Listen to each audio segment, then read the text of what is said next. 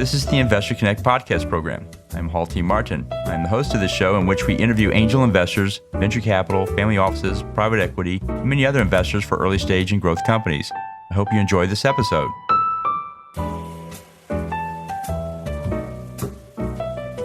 Interested in learning more about investing in startups, launching a new startup and need to raise funding? The Startup Funding Espresso is a daily podcast in a short, concise format delivered to your inbox every day, Monday through Friday. In the time it takes to drink an espresso, you can learn about startup funding. To subscribe, go to investorconnect.org and put your email into the pop-up box. Hello, this is Hall Martin with Investor Connect. Today we're here with Karen Vandiver, owner of New Healthworks and founder of Mindful Meditation Training Institute. New Healthworks services include corporate and executive coaching, professional telehealth services, and mindful meditation training. It provides in-office therapy in Harker Heights in Austin, Texas. Karen, thank you for joining us. Thank you. So tell us about your background. What did you do before founding New Healthworks? I did a lot of hospital work as an individual therapist along with a family therapist, and I did group therapy. I had a lot of really good clinical training from some of the best that I had heard of in that area and just fell in love with therapy. So it was just, like I said, I had really good teachers. And I saw results. and was just amazed at what could happen. I started programs also for hospitals. So I started an inpatient codependency treatment program when that was the big thing, for a while. And then I started a 12-step codependency group for the hospital and an outpatient group. So I had created all of those programs for one hospital, and I've done that for other hospitals as well, creating programs. Then I went into individual therapy, a private practice. And so my private practice grew in Austin, and I loved it. And that's what I did before New Healthworks. I moved to the Harker Heights area when my mom was dying and started that practice. And it began to overflow. So I hired 4 therapists, and that gave birth to New Healthworks. Great. So what led you to start working this space to begin with? Well, that's an interesting question. Well, the first thing that happened is after I gave birth to my daughter, I had trouble going to sleep. And so I was in Walden Books, and I looked at these recordings, these cassette tapes, and saw one that said sleep hypnosis. So I bought it, took it home, and it worked. Great. So the other thing that happened, I'm sorry. Go ahead. The other thing that happened was because of the sleep hypnosis thing, I was just really excited about working with the brain and all the possibilities, which we didn't have research at that time to support it, but now we do. So I was gone to a 4-day workshop on hypnosis in Houston, and Ernest Rosen had recordings there called Listening to Your Symptom. And at that time, I had warts on my face during graduate school, which was not a lot of fun. And I'd had them for a year and a half and had gone to a dermatologist for that year and a half, and nothing had changed. So I bought his recording called Listening to Your Symptom, brought it home, did the protocol, was able to identify a situation that was symbolic, and I resolved the situation, and in 4 days, my warts were gone. Wow. So I became just delighted and wanted to know more. Great. So what's your advice for people investing in this space? What do you tell them to do before they write that check? There better be somebody clinical on board, or you can have a lot of litigation against you. Well, let's talk about the industry in general. Where do you see it going from here? Telehealth? Yes. Yeah, which, I know that's the new thing now, and it's going hugely all over the world, not just here in America. So I've seen it in India and all kind of places, and I see people getting on board from different states when we weren't allowed to do that. But now you can have an LLC, and you can be a counseling center, and you can hire therapists in other states now. So that's one way of addressing the issue of not being able to hire people except in your state, which is how we're kind of limited now as therapists in terms of that, unless you have an LLC. You recommend that for people in your situation, is to go ahead and put their business inside an LLC company, or do you? Yes, I would recommend that. Okay, great. And there's telehealth is, of course, as you said, a big thing is going everywhere.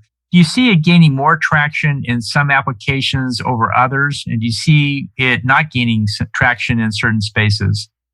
Like I said, I haven't really looked at it that seriously because I feel comfortable in my own skin, and I feel like what I offer is unique and very well documented. But yeah, I don't know if I could answer that question. I just know I've just heard things, and I've never really gone into it to see it. But we have had things in the past like that, where this growing idea that someone has without it being clinically explored has led to a lot of litigation, and that was back in the 90s, I believe, and a lot of litigation back then because hypnosis was being used inaccurately and led to all this litigation. So you do have to be careful, and a lot of people lost their licenses who were not paying attention to the rules. So it was really, people who didn't know how to do hypnosis. And in hypnosis, you're in a vulnerable state because you've activated the alpha state, which is a state of consciousness where you're open to ideas, to seeing things in a different way. So if someone plants an idea that something happened, which is why you have the symptoms you have, then the person will take it in as the truth. And that was what happened back in the 90s. So it was, and because I value clinical training so much, I stayed away from it, but I saw other people really get hurt by that movement. Right. Well, aside from litigation, what are the other challenges in this space? Staying on par with the research that's being done, like the National Institutes of Health have all these different studies on meditation, which we didn't have before. And I started meditation because of hypnosis. So I was using hypnosis as a way to meditate. And then I met a neurologist from India in Austin, and he was very well trained, and he understood the science behind it, even though we didn't have, access to research yet. He understood what was going on in the brain, and he is the person that made me take it seriously and start doing meditation back in the 90s. Well, so now we have all this research showing what happens in the brain when you meditate, and that, you're making new neurons, which become new brain cells, and you're increasing your melatonin for sleep, your serotonin for motivation and interest, so you're not depressed. Your dopamine is increased, and so that's the bliss hormone, and you don't have anxiety. I see. Okay. So quite a bit is happening there, and it seems like they have a lot more clinical data on it now. And so it seems like that can be quite useful in your work. Yes. And I like to find out that kind of stuff so people know it's real and they have facts. Great. Well, tell us more about New Healthworks and how do you fit into the overall landscape there? Well, we have a lot but because I started it in Harker Heights, where the military is, and the bulk of the clients there are military. The bulk of my clients in Austin are not.